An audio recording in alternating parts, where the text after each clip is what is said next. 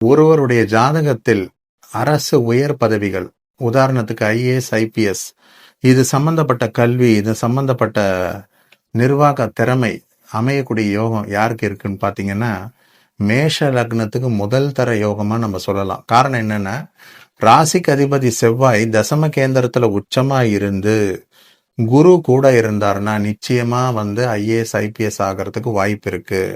காரணம், ராசி அதிபதி செவ்வாய் தசம கேந்திரத்துல உச்சம் பெற்றிருக்காரு. கூட குரு 9ஆம் அதிபதி நீச்ச பங்கம் அடைஞ்சிருக்காரு. நிச்சயமா நீச்ச பங்க ராஜயோகம் இந்த உயர் பதவி கிடைக்கிறதுக்கு வாய்ப்பு இருக்கு.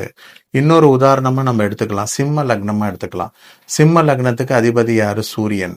சூரியன் ராசியிலே இருந்து குரு மேஷத்துல இந்த சூரியனை பார்க்கும் போதும் நிச்சயமா அரசியலும் அரசு சம்பந்தப்பட்ட அரசாங்க சம்பந்தப்பட்ட உயர் பதவிகள் இந்த ஐஏஎஸ், ஐபிஎஸ்ல ஷைன் ஆகிறதுக்கு வாய்ப்புகள் இருக்கு.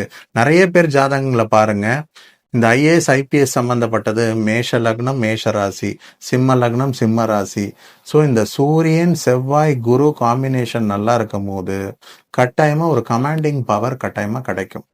ஸோ இந்த குரு சூரியன் செவ்வாய் காம்பினேஷன் இந்த மிக உயர்தரமான கல்வி அமைப்பு கொடுக்கக்கூடிய யோகங்கள் இருக்கு.